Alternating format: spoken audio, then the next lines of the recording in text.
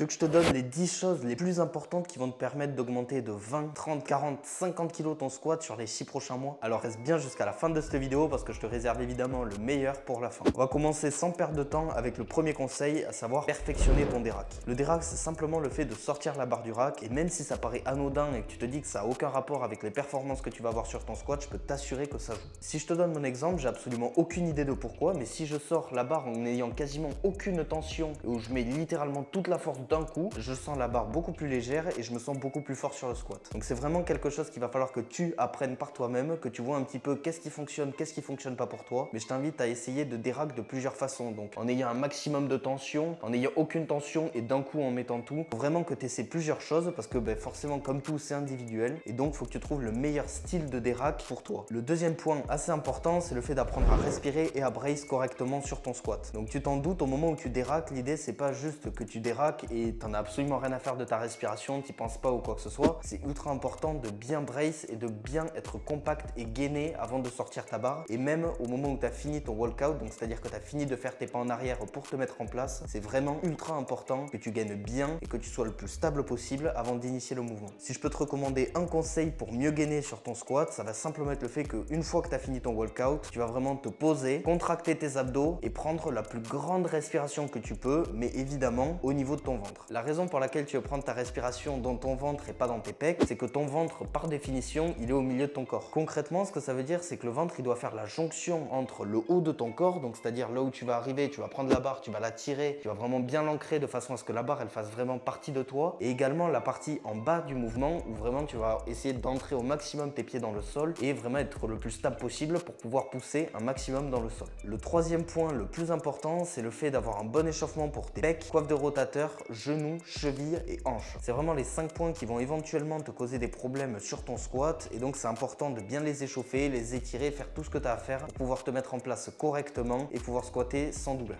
Le quatrième point dont on va parler aujourd'hui, ça va être de tester ton rebond au squat. Je m'explique. Si tu regardes des compétitions depuis un petit moment, tu t'es très probablement rendu compte que les squats, c'était pas tous les mêmes. Il y a des personnes qui vont squatter de façon très explosive avec un énorme rebond, et il y a des personnes qui vont vraiment contrôler sur la descente et qui vont exploser juste une fois qu'ils arrivent à la depth. Personnellement, je fais partie de la première catégorie, donc vraiment ceux qui vont exploser au niveau du rebond où en fait tu as très peu de contrôle sur la partie négative. Il faut comprendre qu'il n'y a pas une méthode qui est meilleure que l'autre. Ça va vraiment dépendre de toi et les performances que tu vas sortir en utilisant une méthode par rapport à l'autre.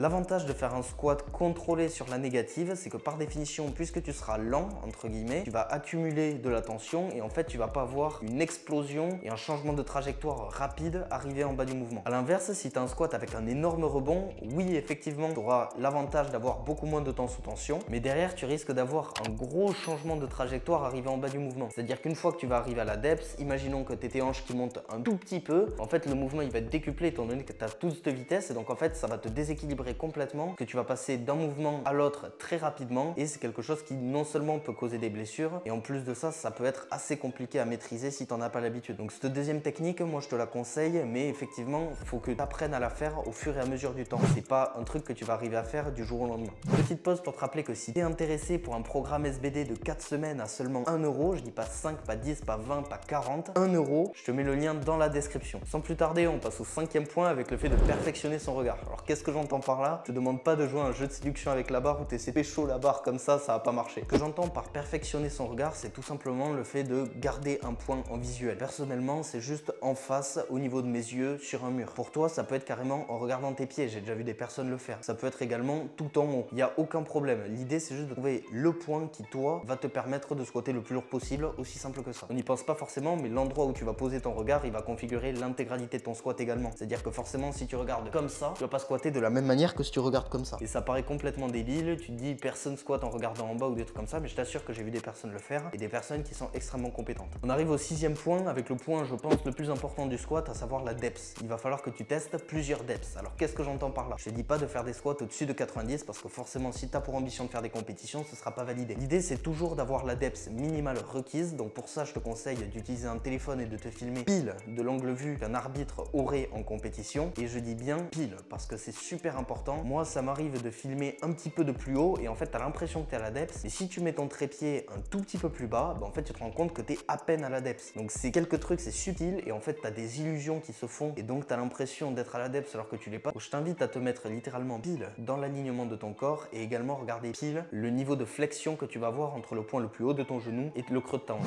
Maintenant, quand je te dis de tester ta depth, c'est notamment pour les personnes qui ont une depth trop excessive. C'est-à-dire que moi, ça m'arrive, moi je l'ai encore cette depth excessive et j'essaie de travailler à la réduire. Bon, en même temps, moi j'ai quand même un énorme rebond, donc j'arrive un petit peu naturellement à cette depth là. Mais si t'as pas forcément un énorme rebond ou quoi que ce soit, essaie au maximum de limiter ta depth. Chaque centimètre d'amplitude que tu vas avoir, c'est forcément des kilos en moins que tu vas avoir sur ton squat. Pour ceux qui au contraire ont du mal à arriver à la depth, je t'invite largement à prendre des chaussures d'haltéro et de revoir énormément ton échauffement de cheville, de hanche, etc. On arrive au 7e point, un des points les plus importants, à savoir ton style de squat. Donc si tu as regardé quelques compétitions, tu t'es rendu compte qu'il y a plusieurs styles de squat entre guillemets. Tu vas voir les gens qui vont squatter en restant complètement droit et tu vas avoir des gens qui vont partir un petit peu avec les fesses en arrière. Ces deux paramètres, ils vont énormément modifier ton squat. Donc c'est-à-dire, tu as un type de squat, tu peux squatter, j'en sais rien, 150 kg. Peut-être qu'avec l'autre, tu peux mettre 160 parce que c'est des mécaniques qui seront plus avantageuses pour toi et qui vraiment vont te permettre de mieux performer. Donc ça, c'est vraiment un point sur lequel j'insiste. Si tu as testé qu'un seul type de squat, je t'invite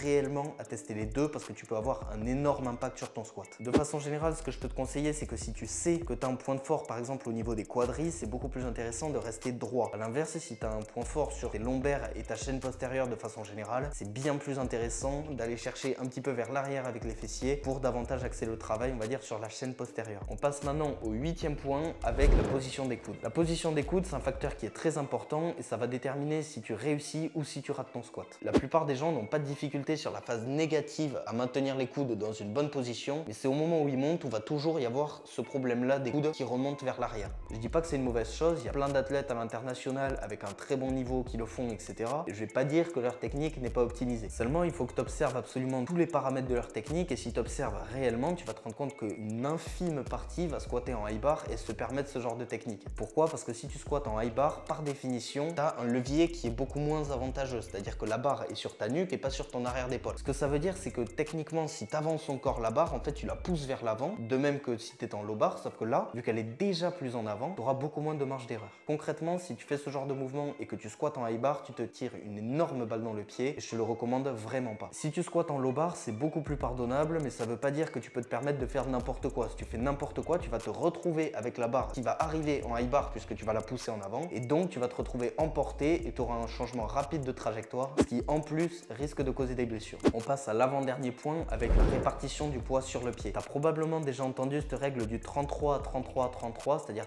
33% de ton poids de corps réparti sur ton gros orteil, ton petit orteil et ton talon. Ça va te permettre de transférer un maximum de force dans le sol et donc d'être le plus efficient possible sur ton squat. On arrive déjà au dernier point avec le fait d'ancrer la barre dans le dos. Je vais être honnête avec toi, si tu n'ancres pas la barre dans ton dos, à mon avis, tu perds 5 voire 10 kg sur ton max. C'est aussi simple que ça. En plus d'avoir absolument aucun contrôle sur ton poids, étant donné que tu laisses juste la barre être posée sur ton dos, tu n'as absolument aucune force, t'es pas gainé, t'es pas stable et tu peux pas transférer un maximum de poids dans la barre. Globalement, si tu fais tous les points que je t'ai dit jusqu'à maintenant, mais que celui-là tu l'optimises pas, en fait tout sera optimal entre guillemets, sauf ton transfert de force dans la barre. Ce que ça veut dire, c'est techniquement, imaginons, tu te poses, tu peux transférer autant de force que tu veux dans tes pieds, t'es super gainé, t'es tout ce que tu veux, mais ton corps en haut, tu fais n'importe quoi, il est pas stable. Donc en fait, si tu veux, la barre, en fait, elle peut rouler en avant, elle peut partir en arrière, il peut se passer n'importe quoi en fait. Donc c'est super important déjà d'un point de vue réduction de blessures et même d'un point de vue augmentation des performances, que tu sois stable et que tu stabilises au maximum la barre dans ton dos. Pour stabiliser la barre dans ton dos, c'est tout simple, tu as juste à faire un truc, c'est au maximum la tirer dans ton dos. Ce que je te recommande, c'est de la tirer vers le bas et un petit peu, je dis bien un petit peu vers l'avant. Comme je t'ai dit tout à l'heure,